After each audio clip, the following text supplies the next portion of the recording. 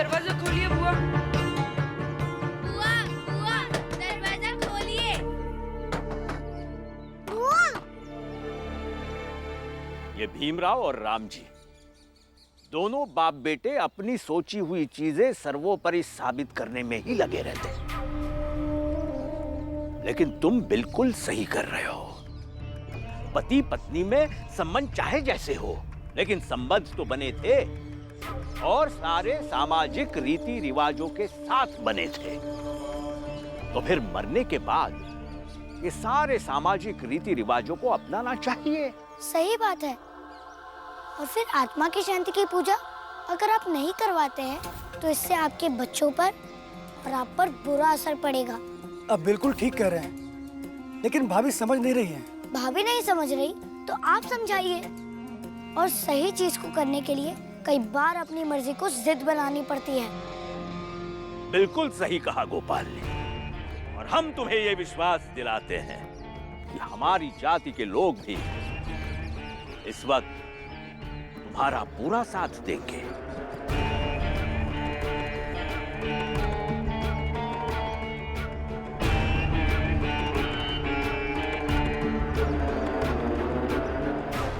चलिए हम सब मिलकर उन्हें अंतिम संस्कार के रीति रिवाज के लिए बाध्य करें। जाने दो ना, जब दीदी का उस आदमी के साथ कभी कोई संबंध ही नहीं रहा है और उसके मरने के बाद और ये सब ढकोसला नहीं करना चाहती हैं, तो आप लोग क्यों उन्हें बाध्य करना चाहते हैं? तुम राम जी के खास दोस्तों में से हो ना?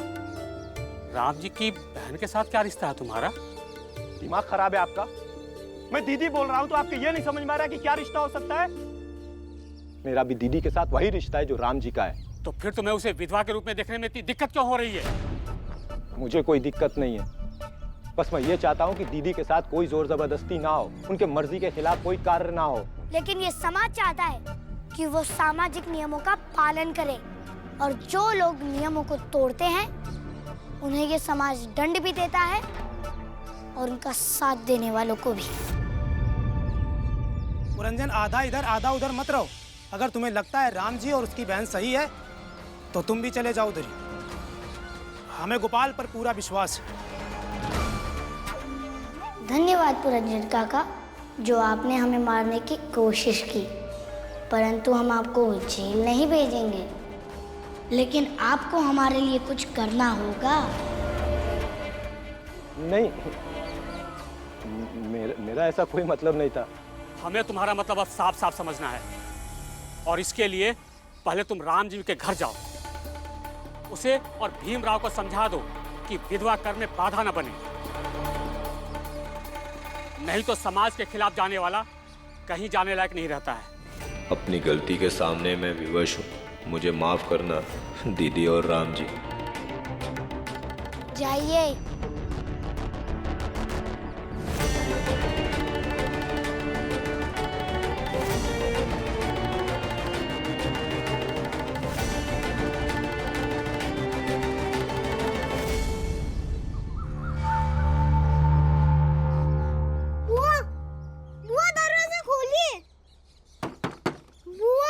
भीम, बुआ को अकेला छोड़ दो। ऐसे कैसे अकेला छोड़ दोगे?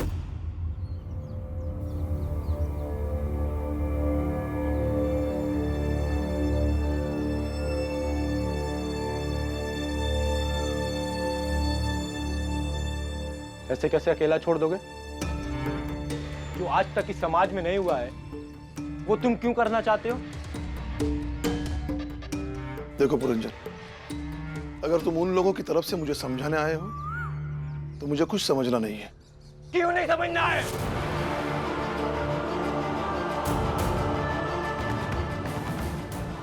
जिस बात को पूरी दुनिया मानती है उस बात को तुम क्यों नहीं मानना चाहते हो?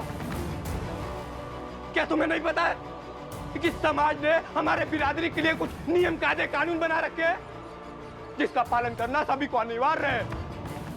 और उसी समाज ने ये नियम भी बना रखे हैं, यदि हमारे बिरादरी का कोई भी मर्द मर जाता है तो उसकी पत्नी विधवा का संस्कार करती है, फिर चाहे वो उसके साथ रहती हो या ना रहती हो, इससे कोई फर्क नहीं पड़ता। तुम्हें नहीं पता है, नियम तोड़ने वाले को यह समाज दंड देता है, और उसका साथ देने वाले को भी।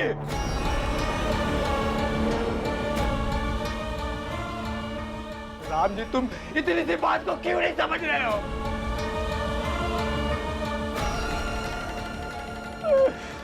समझो इस बात को।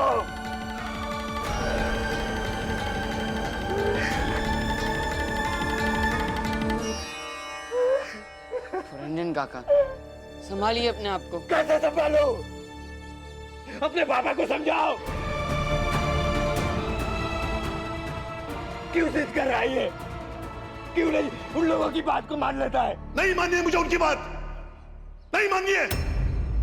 अगर ये नियम समाज ने बनाया है तो समाज को यह नियम बदलना होगा।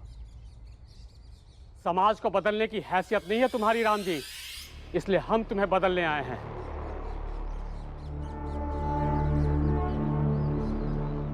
पुरंजन, आ जाओ। राम जी को अभी कोई भी सही नहीं लग रहा है।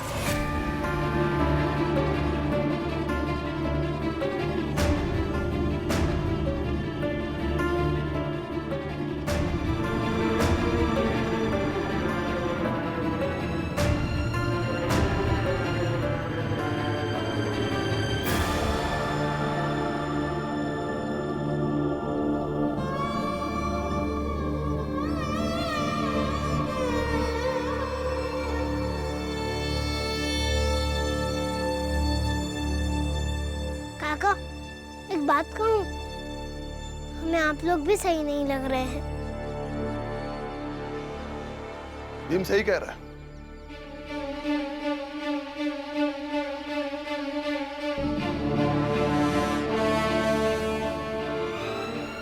अभी आप लोग भी सही नहीं लग रहे। हमें बदलने की बजाय अपने आप को बदलो, क्योंकि आप लोग भी वही भाषा बोलने लगे हो जो सदियों से बड़ी जाति के लोग हमें बोलते आए हैं। इन लोगों ने हमारी जिंदगी जानवर से भी बदतर बना के रखी है। आप लोग उन्हीं का साथ दे रहे हो। अभी जात की बात नहीं हो रही है राम जी काका, एक औरत की हो रही है जो कि विधवा हो चुकी है, लेकिन विधवा का संस्कार नहीं करना चाहती है। इन औरतों के साथ भी समाज के नियम बनाने वाले ऊंची जातियों ने वही सुलूक किया जो हम छोटी जातियों के साथ किया। उतार दो इसका सब श्रृंगार। आज के बाद इसे श्रृंगार करने का कोई अधिकार नहीं है, चूड़ियां पहनने का कोई अधिकार नहीं है। सारी तपस्या, सारे त्याग, सारे संस्कार इनके जिम्मे मर दिया और इन्हें अपने हाथ से नचाने वाली कठपुतली बना दिया। इनकी आवाज दबा दी, इनके सपनों की, इनकी इच्छाओं की कभी परवाह नहीं की।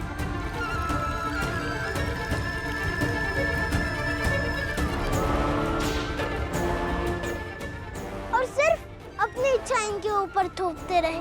कल सुबह इसके बालों का मुंडन होगा, उसके बाद स्नान आदि करने के बाद विधिवत पूजा पाठ किया जाएगा और फिर ये संकल्प लेगी कि अब से इसका जीवन सादगी भरा होगा। इनका भी हमारी तरह दमन हुआ है, शोषण हुआ है, उपेक्षा हुई है। अरे रे रे रे, दूर रे। पति को तो खा चुकी है, अब हम सबको आबाद रहने दें। चाहे बड़ी जाति की, बड़े घर की औरत क्यों ना हो। मैंने देखा है बड़ी जाति के लोग अपनी ही बहू बेटियों के साथ कैसा व्यवहार करते हैं। इसके मुंह में जलता हुआ कोयला डाल दिया जाए।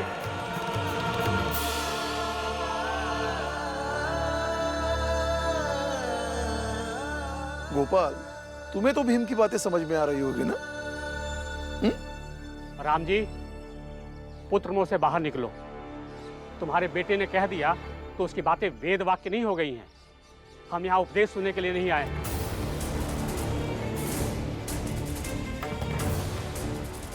अपनी बहन से विधवा की पूजा संपन्न करवाओ और मुक्त कर दो उस आदमी को। मेरी बुआ कुछ नहीं करेंगी, आप कृपा करके यहाँ से जाइए। नहीं जाएंगे, ये हमारे समाज का मसला है, उन्हें इसे पूरा करना ही होगा। देखिए, हर बात को समाज या पंचायत से मत जोड़िए। इस मामले में हमें प्रतिनिधि नहीं चाहिए। क्यों नहीं चाहिए और क्यों ना जोड़े इसे समाज और पंचायत से? ये जन्म और मृत्यु से जुड़ी हुई धारणाएं भी अगर हम नहीं मानेंगे तो हमारा समाज कैसे चलेगा? हम कैसे चलेंगे? आपसे जो कहा जा रहा है वो नहीं मानेंगे तो पंचायत भी बैठेगी। हम चलेंगे कैसे? इस सवाल पर अब हमें सोचना होगा।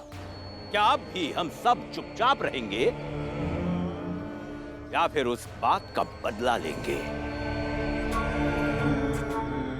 जब उस भीम ने हमारी ही जाति की एक विधवा के साथ खड़े रहकर हमारी धार्मिक मान्यताओं की धज्जियां उड़ाई थी। अगर आप लोग उन्हें पानी दे देंगे तो मैं पानी देने नहीं आऊंगा, वरना आऊंगा, रोज रोज आऊंगा। फिर मत कहिएगा कि मैं आपके मामलों में दखल दे रहा हूँ। मेरी दी हुई किताब को दीदी ने पढ़ लिया और थोड़ी देर के लिए वो अपना दुख भूल गई। इसमें क्या गलत है? शायद इसीलिए ईश्वर ने तुम सबको यह मौका दिया है कि उस समय जो पाप हुआ था तुम सबसे, उस पाप से तुम सब मुक्त हो सको।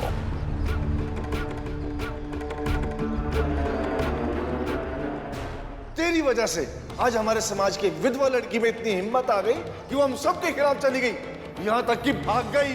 मुझे नहीं पता कि उनके अंदर हिम्मत कैसे आ गई, लेकिन मुझे इस बात की खुशी है कि उनके अंदर हिम्मत आ गई है। और इसके लिए हमें भीमराव की बुआ से वो सारे कर्म कांड करवाने होंगे जो एक विधवा करती है। यही धर्म शास्त्रों में लिखा है। भाइयों, महाराज जी और पंडित जी एकदम सही कह रहे हैं। हमें एकदम सही मौका मिला है पुरानी सारी गलतियों को सुधारने का। चलो भाइयों, चलिए।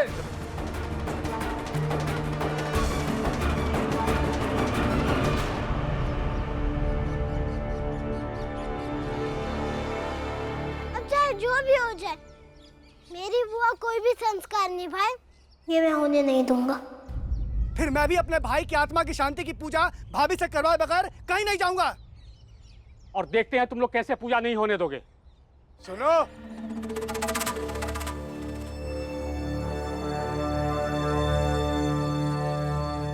आप लोग देख क्या रहे हो? तोड़ दो दरवाजा।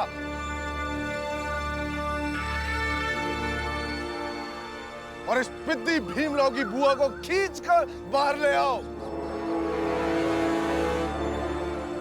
आज पहली बार सतारा में हम ऊंची जात के लोग छोटी जात के साथ हैं। देख क्या रहे हो? बढ़ो आगे और तोड़ दो दरवाजा।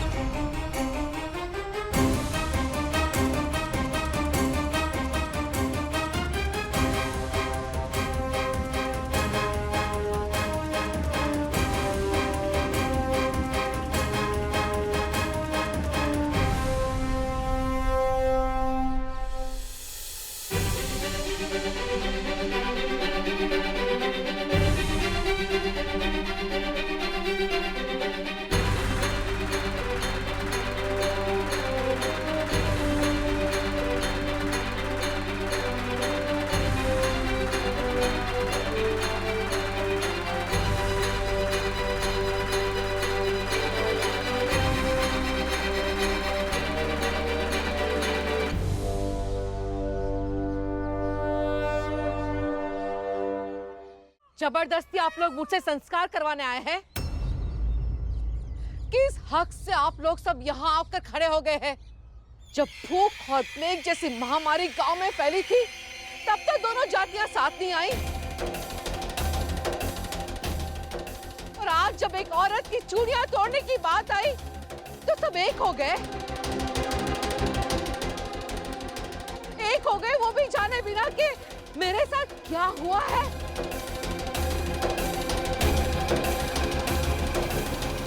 बहुत छोटी थी जब मेरी शादी हो गई थी। बड़े अरमानों के साथ ससुराल गई थी। नई बहू का ससुराल में गृह प्रवेश होता है, मेरा नहीं हुआ। मैं मजाक बन गई क्योंकि मैं अपाहिज थी।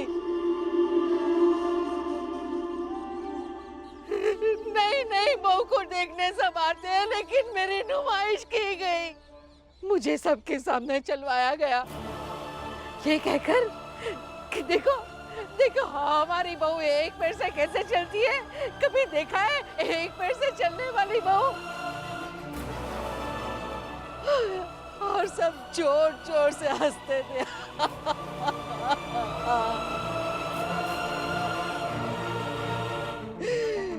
और जब मैं रोती थी तब यही आदमी जिसकी आत्मा की शांति के लिए मुझसे पूजा करवाने आए हो, यही आदमी मुझे मारता था, मुझे कोसता था,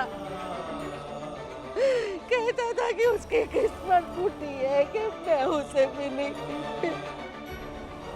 मैं रोती रही, लेकिन मेरे साथ कभी प्यार से बात नहीं की। और एक दिन धक्के मार कर घर से निकाल दिया।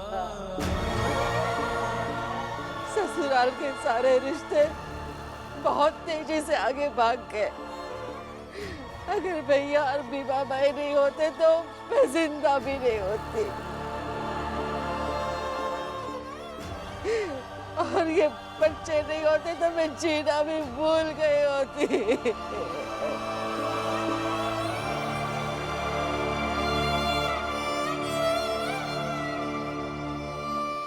और ये सब मैंने अकेले झेला है, इसलिए किसी व्यक्ति और किसी समाज को ये हक नहीं है कि मुझे ये समझाए कि मुझे क्या करना चाहिए और क्या नहीं।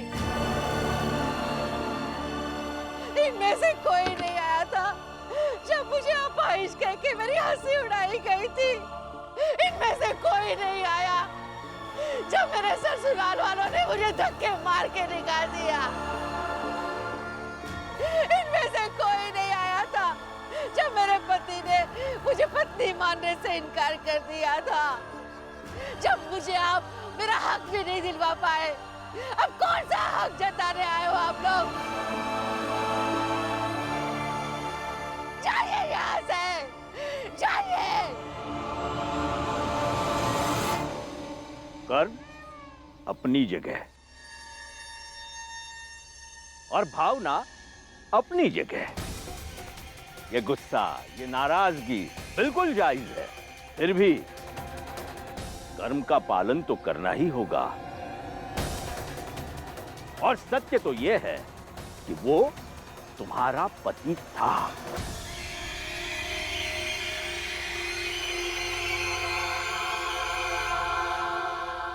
महाराज सत्य कह रहे हैं, शायद काकी कमजोर पड़ रही है। पति की मौत की खबर इन पर भारी पड़ रही है और ऐसी असहाय स्थिति में हमारा कर्तव्य बनता है कि थोड़ी जबरदस्ती करके इनसे इनके कार्य का पालन करवाएं। जो महिलाएं हैं वो जाएं और इनकी मदद करें।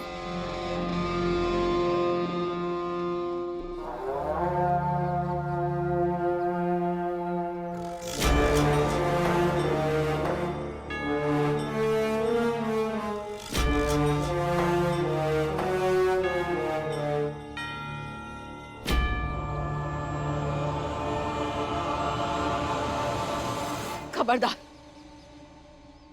खबरदार! अगर मैं जान ले सकती हूँ तो जान दे भी सकती हूँ, लेकिन उस आदमी की आत्मा के लिए मैं कभी पूजा नहीं करूंगी।